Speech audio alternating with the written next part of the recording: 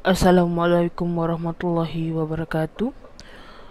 Video kali ini kumpulan saya ingin membentangkan mengenai ulasan artikel yang bertajuk Perlindungan dan Kebajikan Wanita terhadap Hak Asasi yang diabaikan di Malaysia.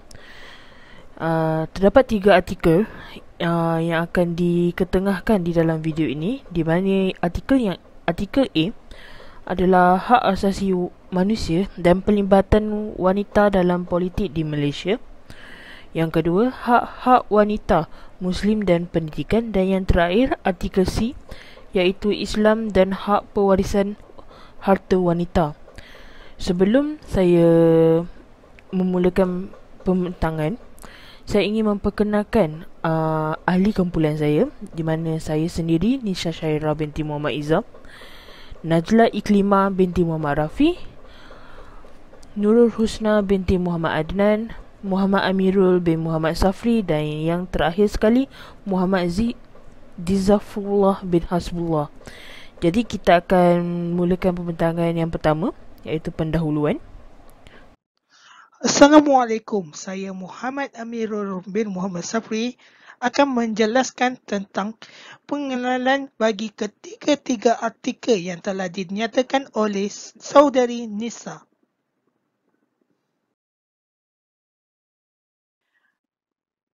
Di dalam artikel A, penyelidik menerangkan dalam pengenalan berkenaan hak asasi manusia. Hak asasi manusia merupakan perkara yang penting untuk menjamin keperluan setiap insan.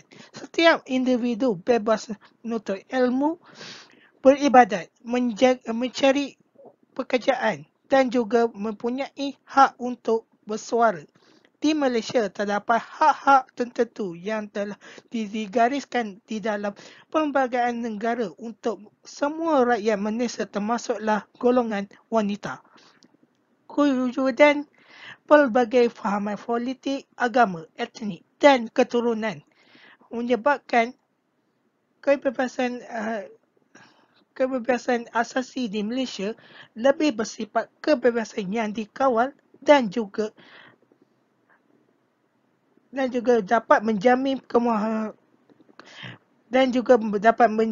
keharmonian masyarakat mengikut budaya tersendiri. Pengkaji juga tidak menolak sebarang bentuk kemajuan dan ilmu pengetahuan dari Barat. Unsur-unsur dari Barat ini haruslah diambil, diolah dan ditafsir mengikut kesesuaian suasana dalam negara ini.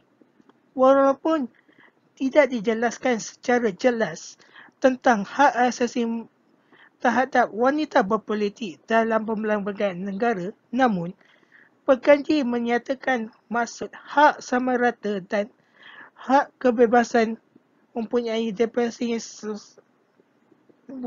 definisi begitu meluas, termasuklah hak wanita untuk terlibat dalam aktiviti politik di Malaysia seiring dengan kaum lelaki.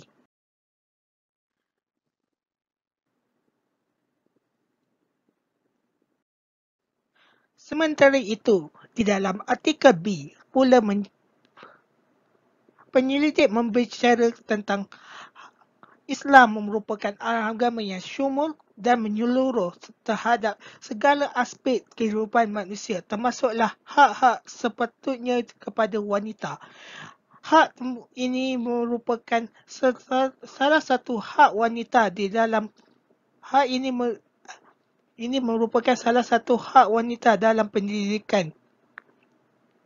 Umum mengetahui bahawa wahyu pertama yang diterima oleh Nabi Muhammad SAW iaitu ayat pertama surah Al-Alaq yang bermaksud bacalah wahai Muhammad dengan nama Tuhan yang menciptakan, di mana ayat ini jelas menerangkan bahawa agama Islam menitik pada tentang ilmu kepada umatnya. Selain itu, pendidikan hak wanita juga penting dalam liputan sejarah Islam seperti mana peringatan Rasulullah dalam khutbah tarikhnya terhadap umat Islam agar memelihara dan memberikan hak-hak sepatutnya kepada kaum wanita tanpa sebarang diskriminasi dalam usaha untuk mempertabatkan hak wanita Muslim dalam pendidikan. Kaedah pendidikan melalui pedagogi yang telah diguna pakai untuk merealisasikan usaha-usaha kerajaan dalam sistem pendidikan kerana ia dilihat sebagai salah satu ejen yang boleh membawa perubahan pemikiran dan tingkah laku kepada masyarakat. Pendidikan merupakan satu kepentingan kepada masyarakat dalam membina budaya bangsa serta mampu memajukan sebuah negara. Selain itu, di artikel C, penyelidik menerangkan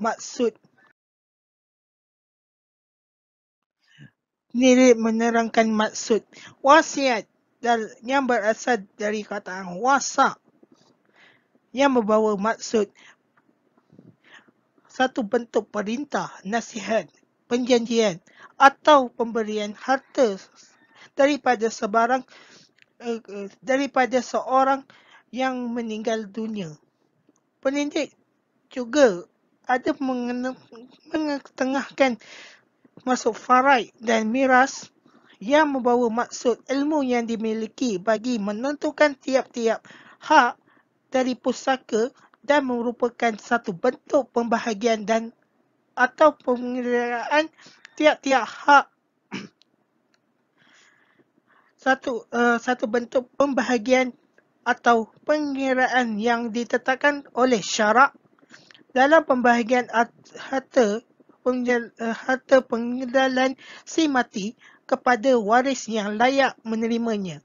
Tanpa pengetahuan ini, ia dapat menimbulkan kekacauan di kalangan ahli keluarga waris. Selain itu, penyelidik juga menceritakan sejarah awal pewarisan sebelum kedatangan Islam. Pada ketika itu, suami dibenarkan untuk menzalimi isterinya kerana suami diberi kuasa untuk menghukum isteri mereka sendiri.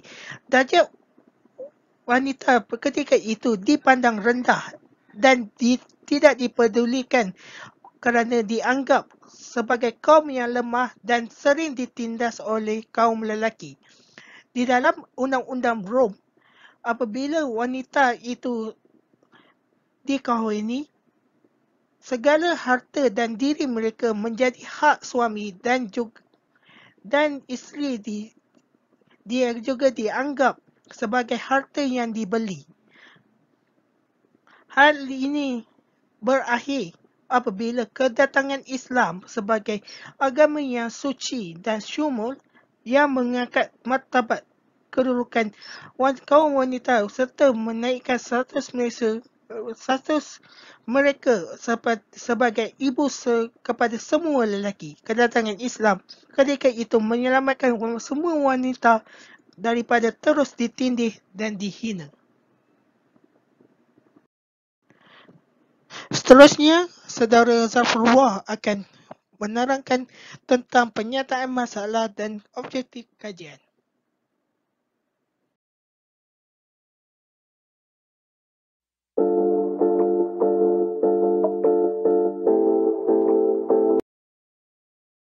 Pada pernyataan masalah di artikel A, penyelidik telah menemui beberapa isu atau masalah yang terdapat di dalam artikel. Salah satu isu yang diperkatakan adalah kerajaan masih tidak membuat rancangan bagi meningkatkan jumlah wanita di jabatan-jabatan awam. Yang kedua, ketiadaan parti wanita telah menutup harapan kaum wanita dalam membawa suara hak wanita. Dan yang ketiga, terdapat beberapa parti politik yang tidak meletakkan kuota yang berkaitan pelibatan wanita dalam parti mereka. Isu yang keempat telah berlakunya suasana persekitaran politik yang tidak selesa dan bahaya terhadap wanita apabila berlakunya pertengkaran yang berbau seksis di dalam dan di luar Dewan Parlimen. Yang terakhir, terdapat kes-kes yang boleh menakutkan kaum wanita dalam politik seperti Sarasvati Mutu merupakan naib presiden bagi Parti Sosialis Malaysia (PSM) yang dituduh tanpa sebarang bukti yang mengakibatkan beliau digantung tugas. Selain itu, Ampiga Srinivasan merupakan bekas pengurusi bersih 2.0 yang pernah mendapat ugutan bunuh.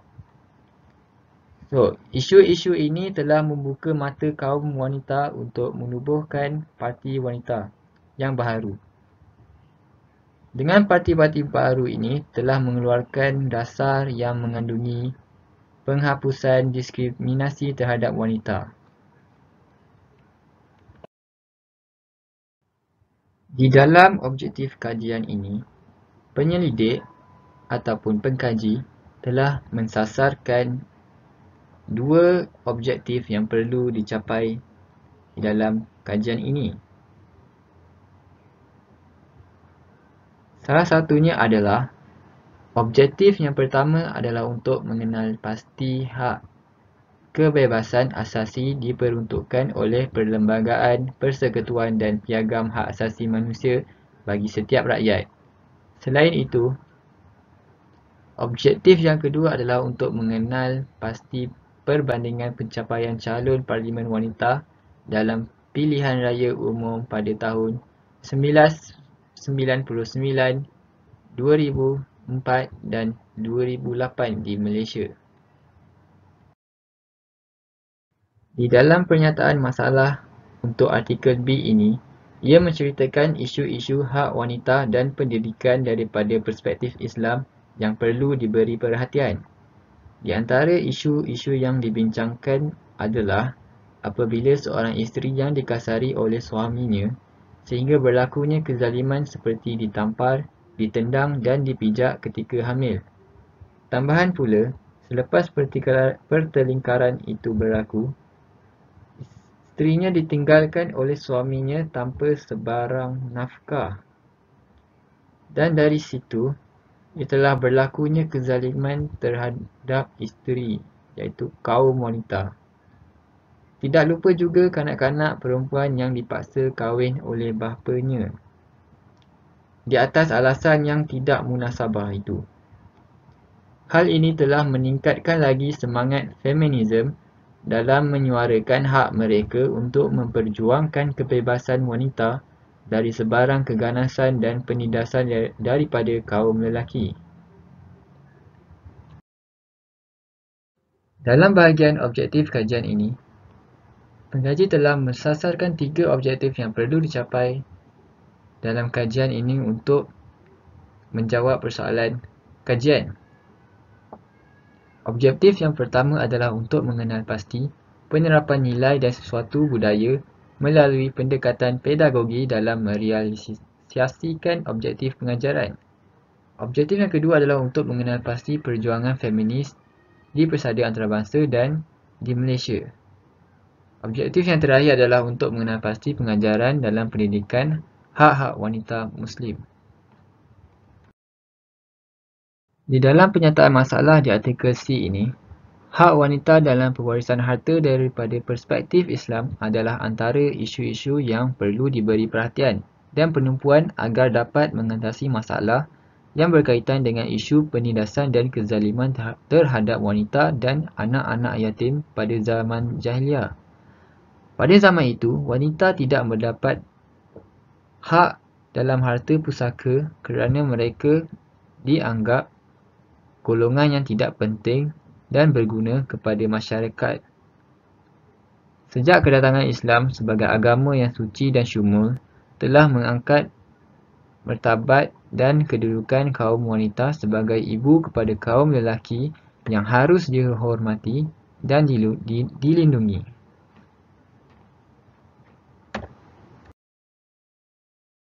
Untuk bahagian objektif kajian, pengkaji ataupun penyelidik telah mensasarkan 2 objektif yang perlu dicapai dalam kajian ini untuk menjawab persoalan.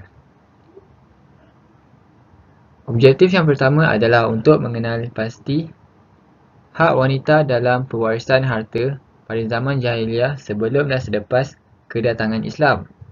Yang kedua adalah untuk mengenal pasti hak wanita dan anak yatim dalam pewarisan harta yang terdapat di dalam surah Al-Nisa.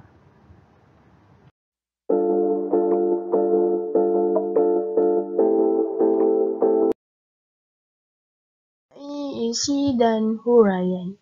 Dalam artikel A, penyelidik menjelaskan bahawa hak asasi manusia merupakan perkara utama bagi setiap negara di seluruh dunia, termasuk mengenai hak asasi terhadap wanita berpolitik.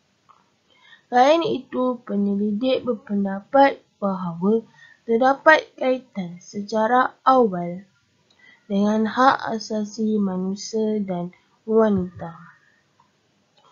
Dalam artikel ini, penyelidik menghuraikan tentang wanita dan hak asasi manusia di Malaysia. Oleh itu, terdapat piagam hak asasi manusia di Malaysia yang menjelaskan tentang hak wanita sebagai hak asasi manusia. Penyelidik juga telah mengambil pandangan ulama dari perspektif Islam tentang hak asasi wanita dalam berpolitik. Sehubungan itu, penyelidik mengambil petikan ayat dari Al-Quran yang menjelaskan hak wanita berpolitik dalam surah At-Taubah ayat 71 yang bermaksud, dan orang-orang yang beriman, lelaki dan perempuan setengahnya menjadi penolong bagi setengahnya yang lain. Mereka menyuruh berbuat kebaikan dan melarang daripada berbuat kejahatan. Justru itu, penyelidik juga menyatakan dalam artikel ini tentang hak asasi wanita mengikut Perlembagaan Malaysia. Oleh hal yang demikian, penyelidik juga telah mengaitkan artikel dengan sejarah politik Malaysia yang menunjukkan wanita bergiat secara aktif dalam politik. Seterusnya, saya akan membincangkan tentang artikel B di mana ia menghuraikan kaitan antara hak-hak wanita Muslim dan pendidikan. Sebagai pendahuluan, Islam merupakan agama yang syumul dan menyeluruh terhadap segala aspek kehidupan manusia termasuk hak-hak yang sepatutnya kepada para wanita.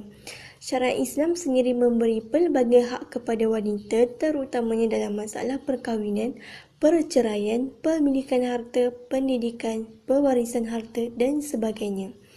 Rasulullah SAW sendiri sangat mengambil berat tentang pendidikan yang diberikan ke atas wanita Muslim. Antaranya ialah seorang pemimpin mengajar wanita dalam perkara yang berkaitan dengan syariat Islam, suami mengajar isteri mengenai syariat-syariat Islam dalam perkahwinan, ibu bapa mengajar anak-anak dan para guru mengajar anak murid mereka. As-Qulani menjelaskan bahawa Rasulullah SAW menuntut agar seorang pemimpin mengajar wanita dalam perkara yang berkaitan dengan syariat Islam. Terdapat beberapa hadis yang menceritakan tentang perbuatan Rasulullah mengajar syariat Islam kepada wanita Muslim. Antaranya adalah hadis riwayat Al-Bukhari seperti yang ditunjukkan di dalam slide di atas. Di Malaysia, pendekatan yang digunakan untuk mengajar para wanita ataupun memberi maklumat tentang hak-hak wanita dalam pendidikan adalah melalui pendekatan pedagogi. Apakah yang dimaksudkan dengan pedagogi? Oleh itu, saya akan menerangkan kaedah pedagogi yang digunakan di dalam sistem pendidikan di Malaysia. Kaedah pedagogi merupakan satu cabang ilmu yang membincangkan kaedah pengajaran murid, dan ia merupakan faktor utama yang perlu diambil perhatian dalam menarik minat pelajar dalam melibatkan diri semasa pengajaran pendidikan hak asasi manusia dilaksanakan. Di dalam Islam, terdapat dua jenis ilmu yang harus dikuasai oleh wanita Muslim, iaitu ilmu berkaitan syariat Islam dan ilmu duniawi. Ilmu syariat Islam merangkumi ilmu berkaitan akidah, tafsir, hadis, sirah dan ibadah. Manakala ilmu duniawi merupakan ilmu berkaitan perubatan, bersalin, cara mendidik anak dan ilmu yang hanya bersesuaian dengan fitrah wanita. Anjuran mengajar dan mendidik para wanita sama seperti kaum lelaki turut diperlihatkan dalam sirah Rasulullah. baginda memastikan wanita mendapat hak pendidikan yang sama seperti para lelaki lain. Justru pengajaran dalam mendidik para wanita berkaitan hak-hak mereka telah diperkenalkan seawal sirah Rasulullah SAW suatu ketika dahulu. Artikel C. Yang pertama, penyidik menyatakan bahawa agama Islam merupakan agama yang adil di mana isu perwarisan harta bagi kaum wanita juga terdapat dalam hadis dan Al-Quran. Yang kedua, pengagihan harta pusaka kepada kaum wanita dan kaum lelaki. Ini dapat dijelaskan melalui surah An-Nisa ayat yang ke-7 yang bermaksud bagi kaum lelaki bahagian pusaka yang berhak dimiliki olehnya daripada peninggalan ibu bapanya dan kaum kerabatnya, manakala bagi kaum wanita pula mereka berhak memiliki sebahagian pusaka daripada peninggalan ibu bapa dan kaum kerabatnya. Oleh yang demikian, melalui ayat ini kita dapat lihat yang jumlah dan kadar harta yang dibahagikan kepada pewaris tidaklah sama rata. Ianya kerana kaum lelaki mendapat lebih banyak daripada kaum wanita disebabkan kaum lelaki mempunyai tanggungjawab yang lebih besar sebagai suami berbanding kaum wanita, yang membuatkan pembahagian harta pusaka bagi kaum lelaki ditetapkan dengan kadar yang lebih tinggi. Yang ketiga adalah hibah, pemberian harta secara sukarela. Seperti dalam ayat surah An-Nisa, kebiasaannya kita mengetahui bahawa lelaki mendapat jumlah harta pusaka yang diagihkan lebih banyak. Namun, penyidik memaklumkan kaum wanita juga mampu untuk mendapat agihan harta pusaka yang sama rata dengan kaum lelaki melalui yang pertama iaitu hibah, pemberian harta secara sukarela. Yang kedua, melalui takarush, di mana seseorang atau semua ahli keluarga, ahli waris bersetuju untuk menarik diri daripada haknya dalam pusaka dan mereka bersetuju untuk menerima sesuatu sebagai ganti sama ada daripada harta peninggalan maupun tidak. Bismillahirrahmanirrahim. Saya Muhammad Amirul sekali lagi hadir untuk menjelaskan kesimpulan dan ulasan kami terhadap ketiga artikel yang kami pilih. Kajian di artikel A menunjukkan bahawa kajian ini mencapai objektif di mana para wanita di Malaysia dapat mendukung dan mentafsir hak asasi manusia dalam konteks kehidupan berpolitik menerusi pelibatan wanita dalam proses pilihan raya di Malaysia. Kajian di artikel A secara keseluruhannya amat berguna kepada semua pihak, terutamanya golongan wanita, kerana pendekatan yang digunakan di dalam artikel ini dapat memberi peluang kepada golongan hawa ini untuk melibatkan diri dalam politik. Selain itu, idea dicadangkan oleh penyelidik dapat memberi kesedaran kepada pihak-pihak berkaitan seperti parti politik supaya memberi peluang kepada golongan wanita untuk aktif berpolitik dalam mempertahankan hak mereka di Malaysia. Selain itu, pembaca lebih mudah mendapat pengetahuan yang lebih meluas mengenai hak asasi dan pelibatan wanita di dalam politik. Untuk memantapkan lagi pengisian di adalah artikel ini, penyelidik harus membicarakan tentang langkah-langkah yang perlu diambil oleh golongan wanita untuk melibatkan diri di dalam politik.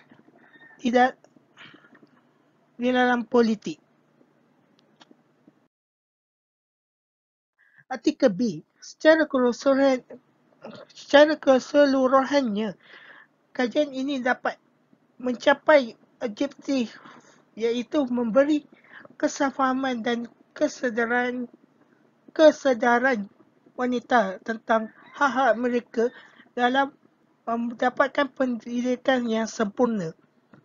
Kajian ini sangat berguna kepada semua orang kerana pendidikan amat penting dalam menjaga hak wanita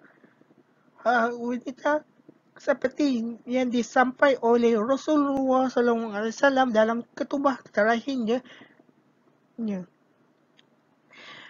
Idea diketengahkan oleh penyelidik dapat memberikan pendedahan dan kesedaran kepada pihak-pihak yang berkaitan seperti Kementerian Pendidikan dalam menjamin hak golongan awam ini agar mereka dapat bersaingan dengan golongan Adam.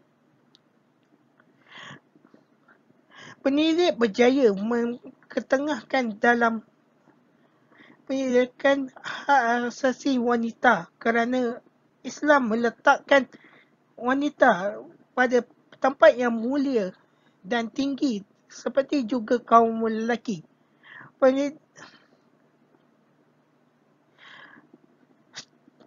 Penyelidik seharusnya menyatakan peranan NGC terlibat dalam melindungi hak pendidikan dan hak asasi manusia untuk memantapkan lagi hujah di dalam artikel ini.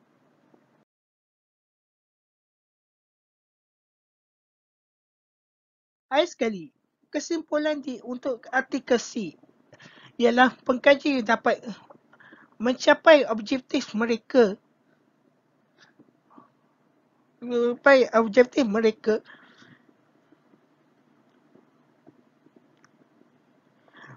di dalam kajian iaitu memberi kesedaran kepada para wanita tentang hak mereka di dalam pembahagian harta mengikut undang-undang syariat.